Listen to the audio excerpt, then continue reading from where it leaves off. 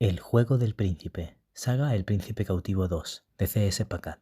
Capítulo 20. De vez en cuando, Loren se movía contra él sin despertarse. Damen estaba tumbado a su lado. Sentía su calor, su cabello dorado y sedoso en el cuello, el ligero peso de Loren en las zonas donde sus cuerpos se tocaban. Fuera, se llevaba a cabo el cambio de turno en las murallas, y los criados estaban despiertos, cuidando de los fuegos y moviendo las ollas. Fuera, el día y la actividad estaban empezando. Centinelas, hosteleros y hombres se levantaban y armaban para luchar. Oyó el grito distante de un saludo en algún patio. Más cerca, escuchó el sonido de una puerta cerrarse de golpe. Solo un ratito más, pensó. Y podría haber sido un deseo mundano de dormitar en la cama si no fuese por el dolor en su pecho. Sentía el paso del tiempo como una presión creciente. Era consciente de cada momento porque era uno menos que le quedaba. Durmiendo al lado de Damen, se reveló un nuevo aspecto físico de Laurent. La cintura firme, el torso musculoso de un espadachín, el ángulo expuesto de su nuez. Parecía lo que era, un joven. Cuando llevaba sus ropas puestas, la gracia peligrosa de Laurent le dotaba de un aspecto casi andrógino, aunque tal vez sería más preciso decir que era raro asociarlo con un cuerpo físico. Siempre lidiaba con una mente. Incluso cuando luchaba en una batalla, cuando montaba en su caballo para realizar algún hecho imposible, el cuerpo estaba bajo el control de la mente. Ahora, Damen conocía su cuerpo. Conocía la sorpresa que una atención amable podía obtener de él, su confianza prejuiciosa y peligrosa, sus dudas delicadas y tiernas. Sabía cómo hacía el amor, una combinación de conocimiento explícito y reticencias casi tímidas. Al removerse de forma sonolienta, se acercó un poco más e hizo un sonido leve e involuntario de placer que Damen recordaría el resto de su vida. Entonces comenzó a parpadear, aún adormilado, y Damen observó cómo tomaba conciencia del ambiente y de despertar en sus brazos. No sabía cómo sería, pero cuando vio quién estaba a su lado, sonrió. Una expresión un poco tímida pero completamente auténtica. Damen, que no se lo esperaba, sintió el doloroso latido de su corazón. Nunca pensó que Laurent pudiese mirar a alguien de ese modo. «Ya es de día», dijo Laurent. «¿Nos hemos dormido?» «Sí», respondió. Se miraron el uno al otro. Damen se mantuvo inmóvil mientras el otro extendía la mano y le tocaba el pecho. A pesar del sol naciente, comenzaron a besarse. Besos lentos y extraordinarios, con un maravilloso movimiento de manos y piernas entrelazadas. Ignoró las emociones que lo embargaban y cerró los ojos. «Tu disposición se parece mucho a la de anoche», Damen se vio diciendo. «Habláis igual en la cama». Las palabras salieron como se sentía, completamente encantado. «¿Se te ocurre un modo mejor de decirlo?» «Os deseo», respondió Damen. «Me tuviste», dijo. «2 veces. Todavía puedo sentir...» Laurent se movió un poco. Damen enterró el rostro en su cuello y gruñó. También soltó una risa y el pecho le dolía por la felicidad que lo llenaba. «Parad con eso. No seréis capaz de andar», dijo. «Agradecería tener la posibilidad de andar», contestó Laurent. «En lugar de eso, tengo que montar a caballo». «Estáis...» Yo nunca... Me gusta la sensación», respondió. «Me gustó lo que sentí. Eres un amante generoso y atento, y siento...» Calló y soltó una risotada temblorosa al oírse. Es como si toda la tribu basquiana estuviera dentro del cuerpo de una persona. Imagino que siempre es así, ¿no? «No», dijo Damen. «Nunca. Nunca es así». La idea de que Laurent encontrase aquello con otra persona lo atormentaba. ¿Eso traiciona mi experiencia? Conoces mi reputación. 1 vez cada 10 años. «No puedo», contestó. «No puedo tener solo una noche». «Una noche y una mañana», respondió Laurent. Y, esa vez, fue Damen quien acabó tumbado de espaldas sobre la cama. Se adormeció cuando amanecía y despertó en una cama vacía. La conmoción por haberse quedado dormido y la ansiedad que le provocaba saber que su tiempo se había acabado hicieron que se levantase. Unos criados irrumpieron en el cuarto, abriendo puertas y llevando a cabo diferentes actividades, retirando las velas quemadas y los recipientes vacíos donde se habían quemado aceites aromáticos. Miró instintivamente la posición del sol a través de la ventana. Era mediodía. Había dormitado 1 hora más y quedaba muy poco tiempo. «¿Dónde está Laurent?» Un criado se acercó a la cama. «Debe marcharse de Ravenel. Lo escoltarán directamente hasta la frontera». «¿Escoltado?» «Debe levantarse y prepararse. Le quitarán el collar y las esposas. Entonces dejará el fuerte». «¿Dónde está?», preguntó otra vez. «El príncipe está ocupado en otros asuntos. Debe partir antes de su regreso». Se sintió inseguro. Entendió que lo que había perdido mientras dormía no era su tiempo, sino los últimos momentos con Laurent, el último beso, la despedida final. Laurent no estaba allí porque había decidido no estar, y cuando pensó en el adiós, era un silencio creciente lleno de todas las cosas que no podría decir. Entonces se levantó. Lo bañaron y lo vistieron. Le pusieron una chaqueta y, cuando terminaron, los criados ya habían arreglado el cuarto. Habían recogido pieza por pieza de las ropas que se habían quitado la noche anterior, las botas esparcidas, la camisa arrugada y la chaqueta, una confusión de lazos, y habían hecho la cama. Era necesario un herrero para retirar el collar. Era un hombre llamado Guerin, con el pelo liso oscuro pegado a la cabeza como un gorro fino. Se encontró con Damen en un barracón y se lo quitó sin observaciones ni ceremonias. Era una construcción polvorienta en un banco de piedra y un surtido de herramientas de herrero atraídas por la forja. Miró la pequeña estancia y se dijo a sí mismo que no faltaba nada. Si hubiese partido en secreto, como había planeado, aquello se habría hecho con la misma discreción por un herrero al otro lado de la frontera. El collar salió primero y cuando Guerin se lo retiró del cuello, se sintió más ligero. Ya podía estirar la espalda y relajar los hombros. Como una mentira, rompiéndose y escurriéndose de él. Miró el brillo del oro cuando Guerin lo colocó, cortado por la mitad, en el banco de trabajo. Eran esposas berecianas. En la curva del metal estaba toda la humillación de su tiempo en ese país, toda la frustración por el confinamiento bereciano, todo el deshonor de un aqueliense sirviendo a un amo bereciano, excepto que el collar se lo había colocado Castor, y era Laurent quien lo estaba liberando. Estaba hecho de oro aqueliense. Se acercó a él y lo tocó. Aún estaba caliente por el tacto de la piel de su cuello, como si fuese parte de él. No sabía por qué eso debía perturbarlo. Sus dedos rozaron la superficie y encontraron la marca, el surco profundo donde Lord Towers había intentado clavar la espada en su cuello y, en lugar de eso, había alcanzado el anillo de oro. Se separó y tendió la muñeca derecha a Guerin. El cierre del collar había sido un asunto sencillo para un herrero, pero las esposas tenían que ser arrancadas con un cincel y un mazo. Había llegado a aquel fuerte como esclavo y lo dejaría como Damianos de Aquielos. Era como mudar de piel y descubrir lo que había debajo. La primera esposa se abrió bajo los rítmicos golpes de Guerin y se enfrentó a su nuevo yo. Ya no era el príncipe obstinado que había sido en Aquielos. El hombre que era en su país jamás serviría a un amo bereciano, ni lucharía al lado de berecianos por su causa. Jamás habría conocido a Laurent como era realmente. Nunca le había ofrecido su lealtad, ni habría tenido la confianza al alcance de la mano por un instante. El herrero se movió para arrancar el oro de su muñeca izquierda, pero él apartó la mano. «No», dijo de repente. «Deja esa ahí». Guerin se encogió de hombros y se volvió. Con movimientos impersonales tiró el collar y los pedazos de la esposa en un paño y los envolvió antes de entregárselos a Damen, que cogió la bolsa improvisada. Su peso era sorprendente. «El oro es tuyo», dijo Guerin. «¿Un regalo?», respondió, como lo habría hecho con Laurent. «El príncipe no lo necesita», contestó. Su escolta llegó. Eran 6 hombres y uno de ellos, ya montado, era George, que lo miró a los ojos y dijo: «Has mantenido tu palabra». Le estaban acercando a su caballo. No solo era un caballo de montura, sino también uno de carga, con una espada, ropa y suministros. «¿Hay algo que quieras?», le había preguntado Laurent una vez. Se preguntó qué regalo de despedida bereciano ornamentado podría estar escondido en uno de aquellos fardos, y supo instintivamente que no había ninguno. Él había afirmado desde el principio que solo quería su libertad, y eso fue exactamente lo que obtuvo. «Siempre pensé en marcharme», dijo. Se subió a la silla. Sus ojos se posaron en el gran patio del fuerte, en los grandes portones y en la plataforma, con sus bajos y largos escalones. Se acordó de su llegada, de la recepción fría de Lord Towers, de la sensación de estar en el interior de un fuerte bereciano por primera vez.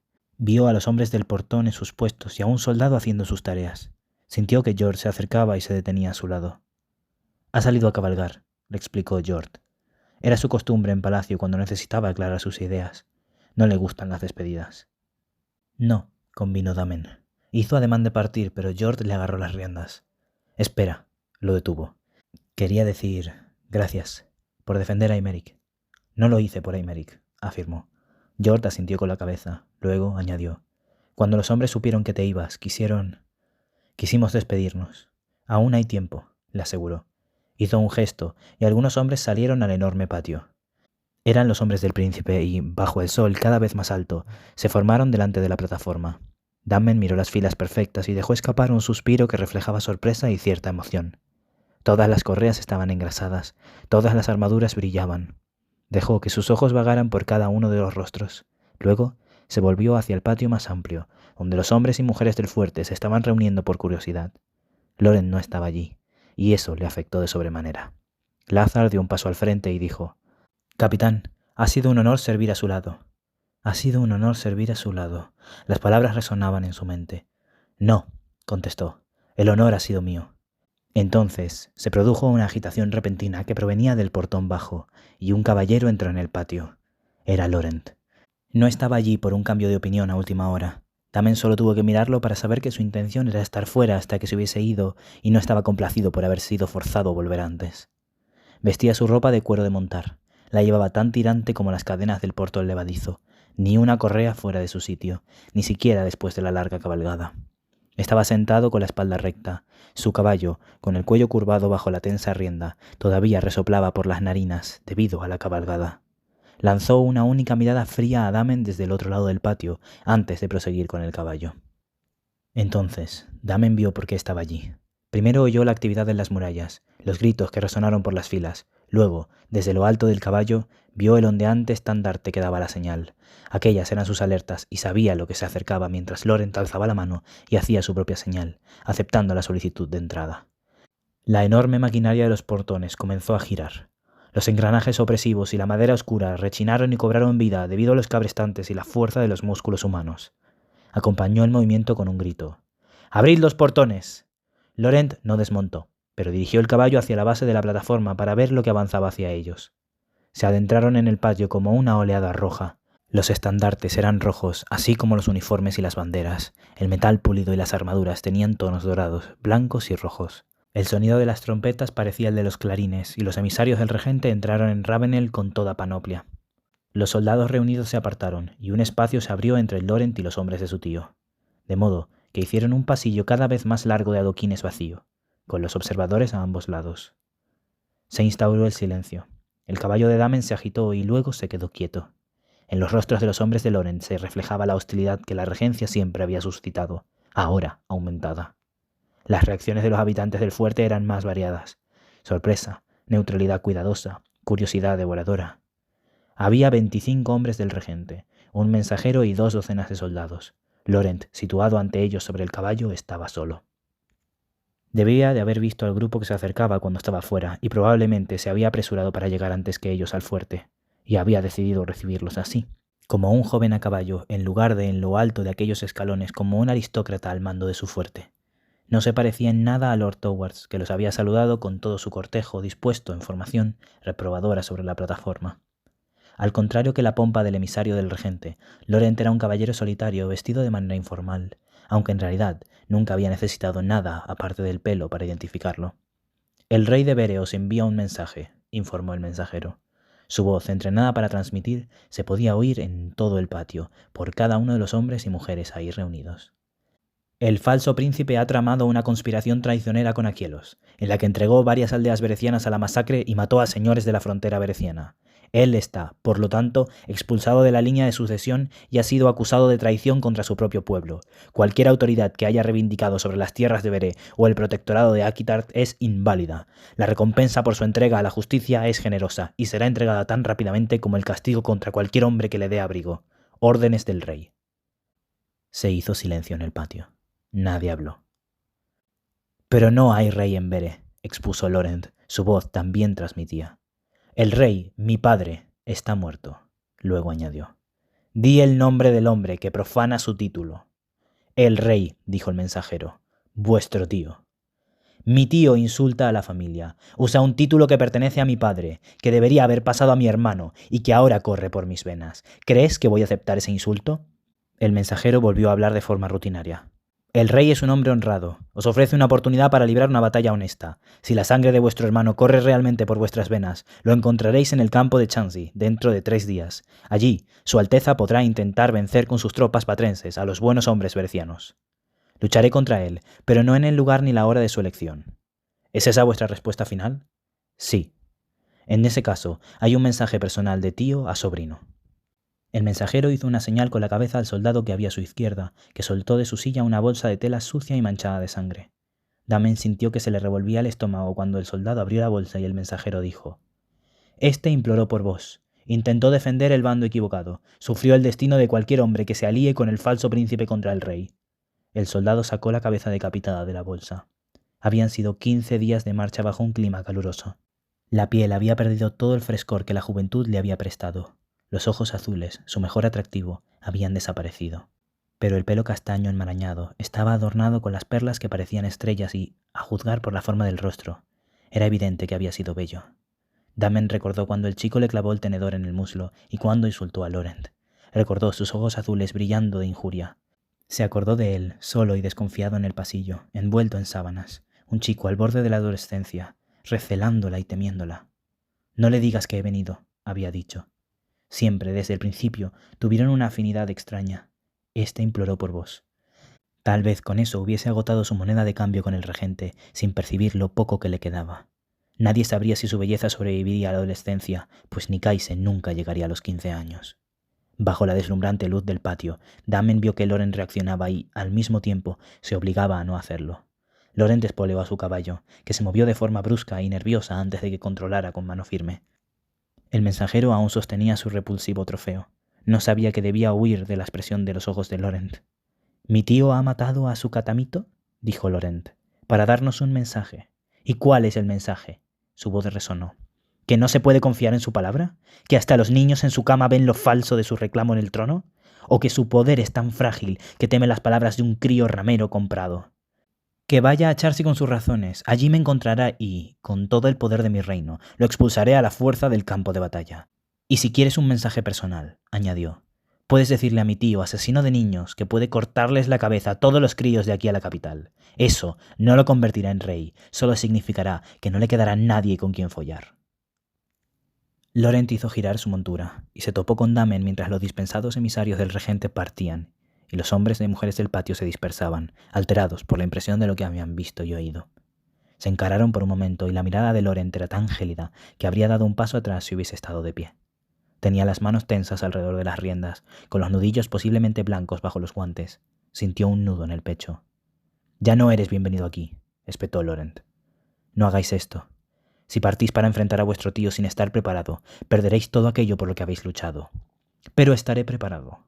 El joven y bello Aymeric dirá todo lo que sabe y, después de arrancarle hasta la última palabra, tal vez le mande lo que quede a mi tío». Damen abrió la boca para hablar, pero Laurent lo interrumpió con una orden brusca de su escolta.